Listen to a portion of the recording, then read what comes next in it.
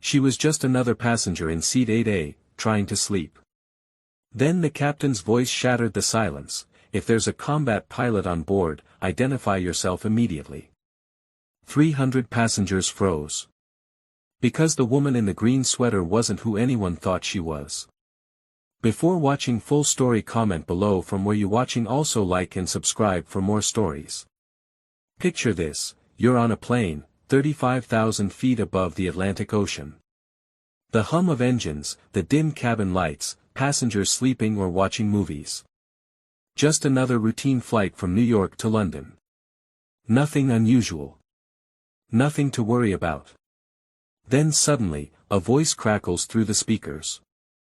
Ladies and gentlemen, this is your captain speaking. If there is a combat pilot on board, please identify yourself immediately. The cabin falls silent. Forks freeze mid-air. People look at each other with wide eyes. A combat pilot?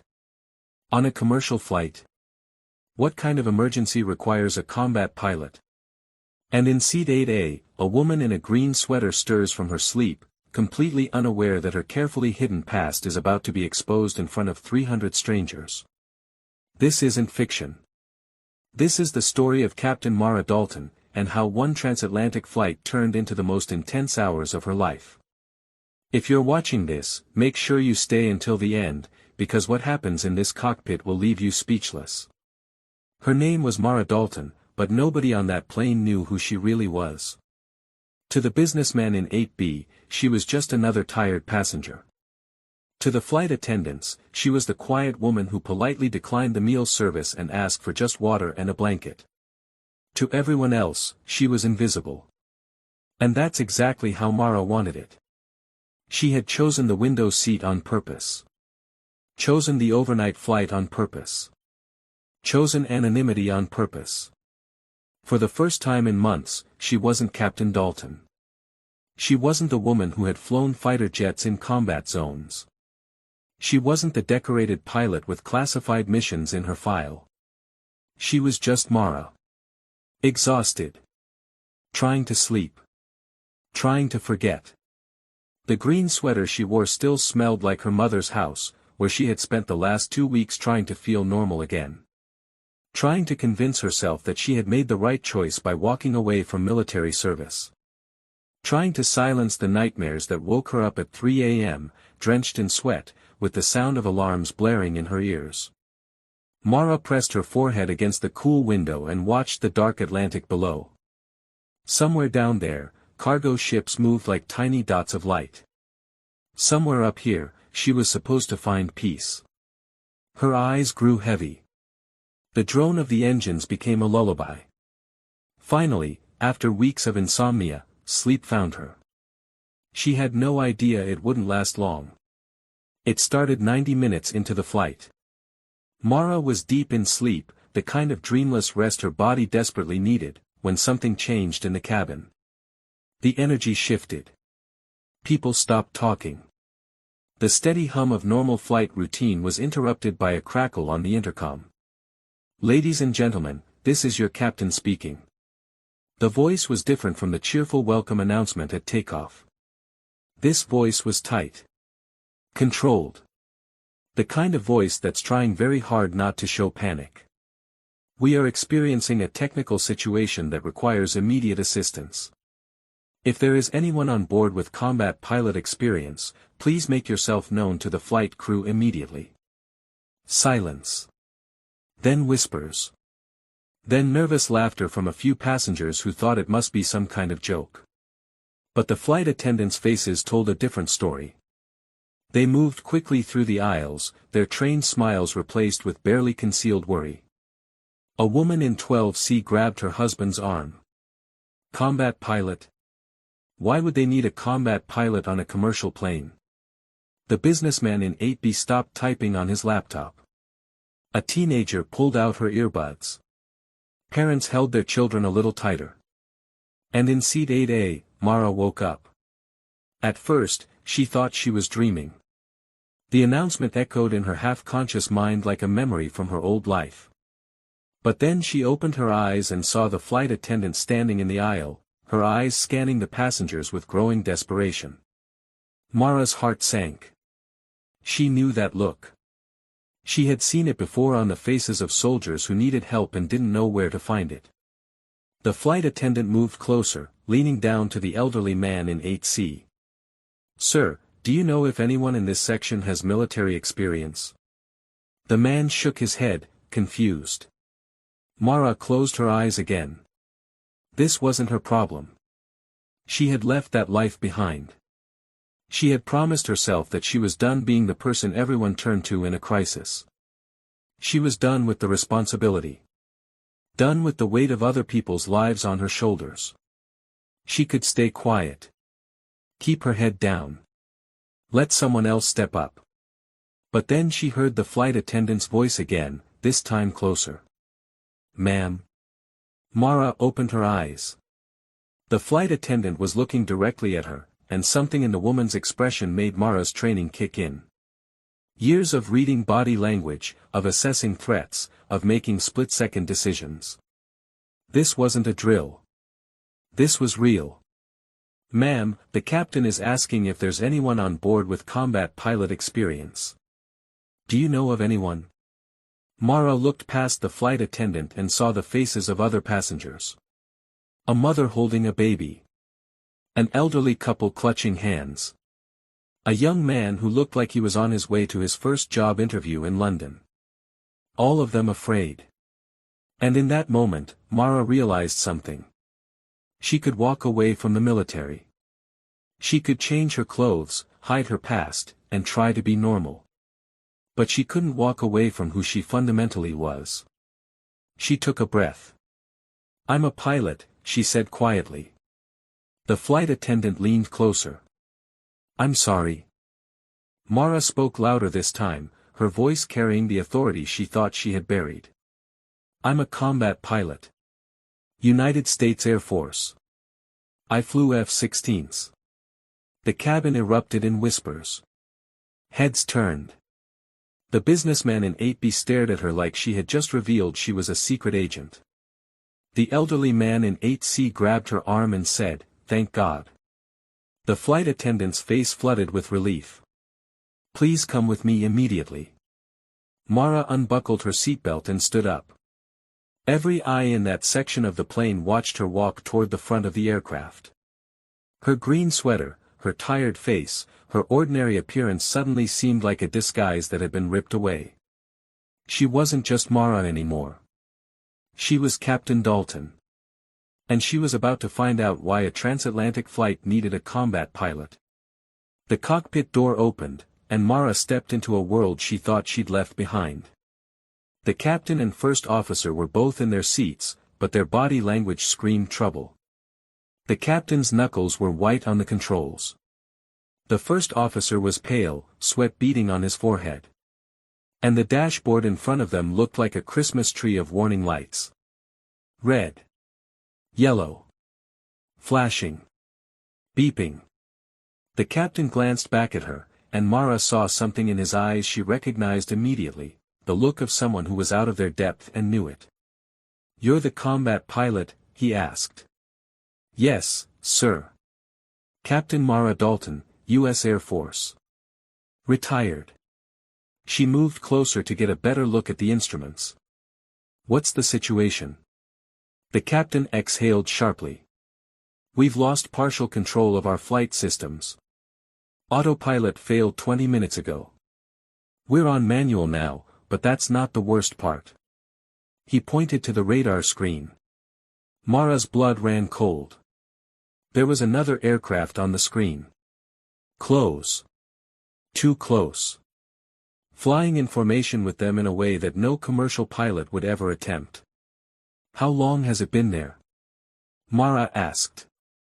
15 minutes. It appeared out of nowhere, no transponder signal, no radio contact.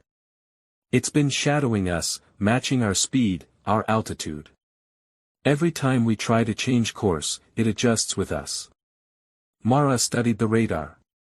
The blip was positioned just off their right wing, in what military pilots would call an aggressive intercept position.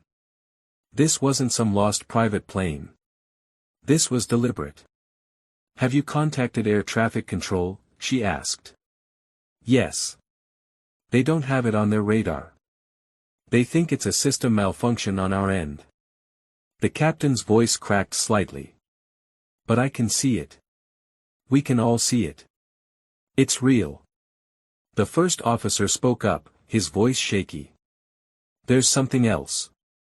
Our navigation system started receiving coordinates we didn't input. Someone's trying to override our flight path." Mara felt her training take over, that cold calm that came from years of dealing with crisis situations. "Show me." The first officer pulled up the navigation display. Sure enough, there was a new flight path programmed into the system, one that would take them far off their scheduled route, over a remote section of the Atlantic where radar coverage was sparse. "Who has access to override your systems remotely?" Mara asked. "No one should," the captain said. "Our systems are supposed to be secure." Mara's mind raced through possibilities. Military aircraft. Government agencies.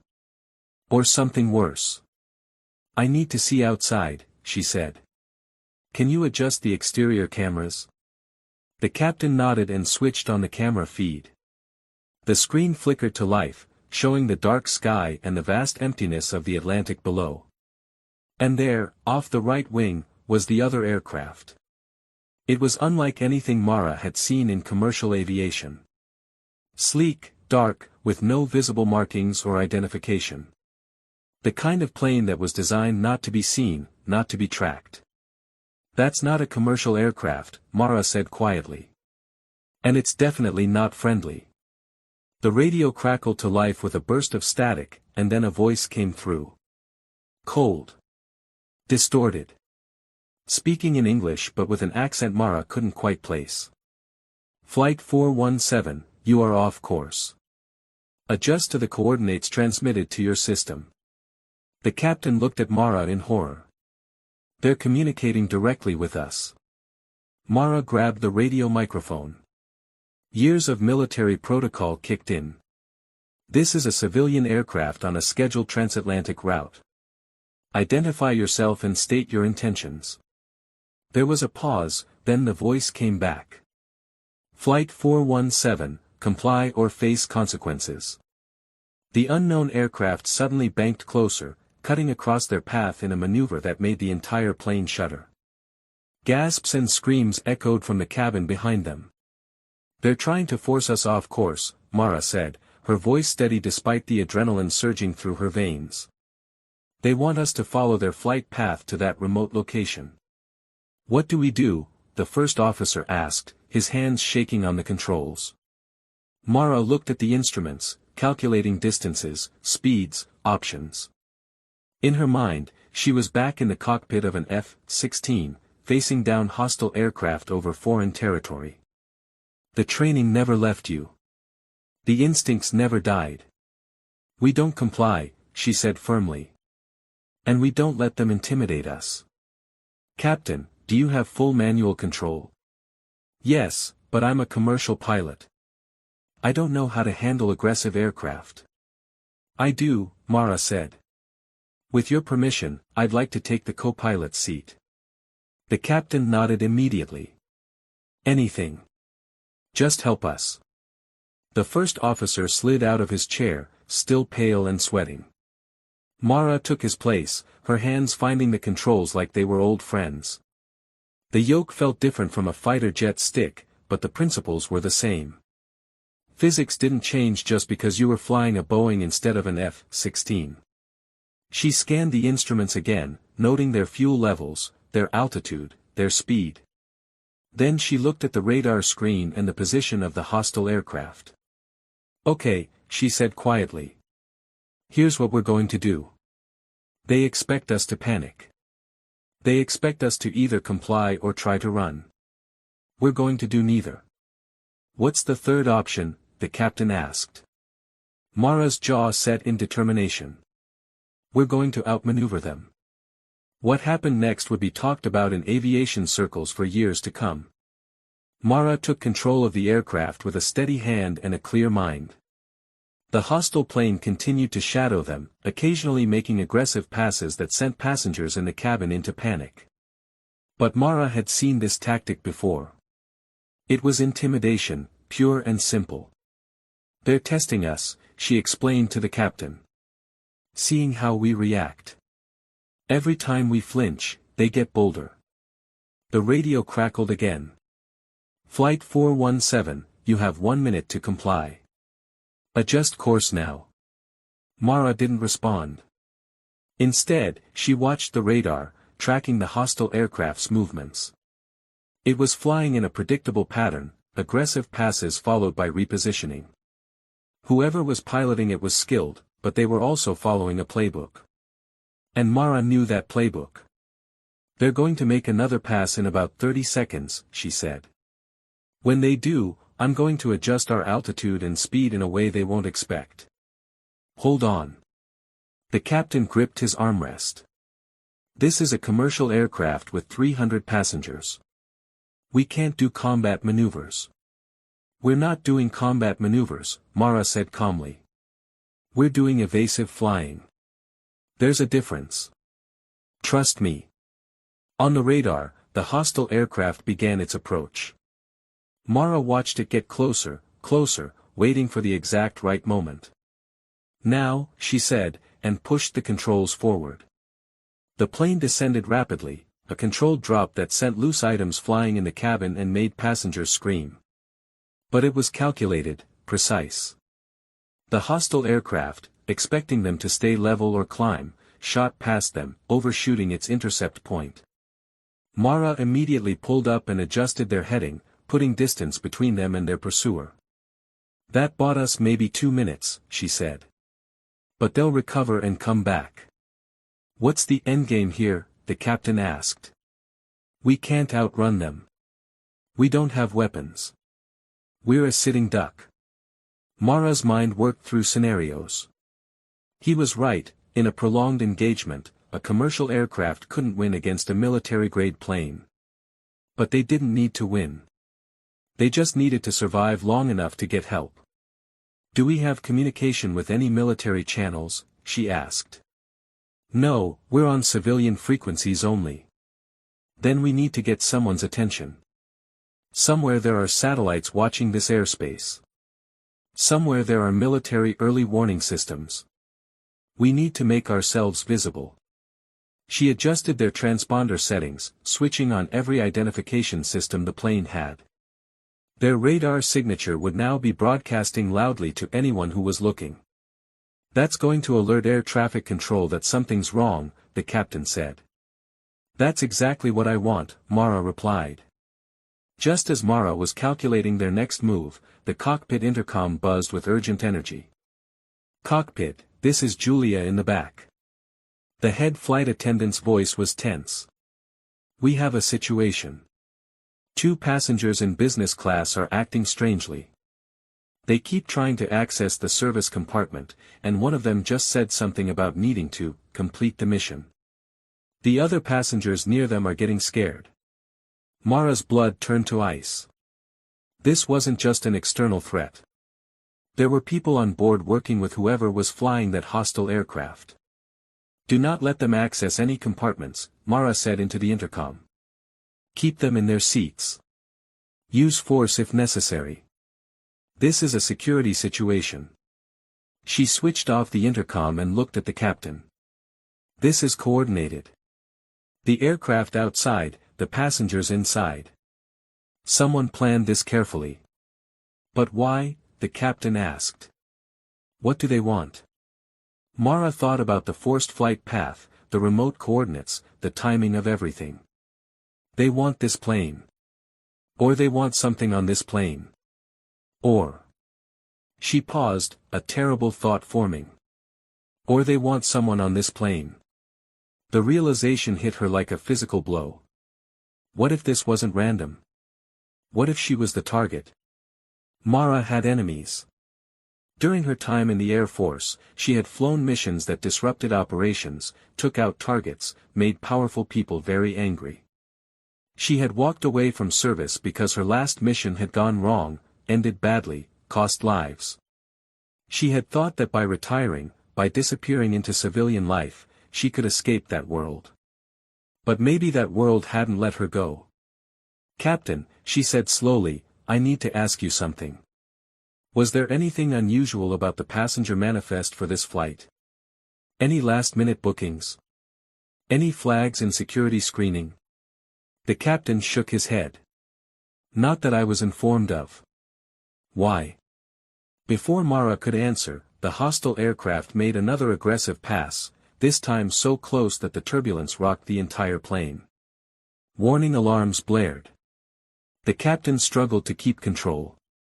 Mara grabbed the yoke and helped him stabilize. "They're getting desperate. Which means we're running out of time." In the cabin, things were escalating.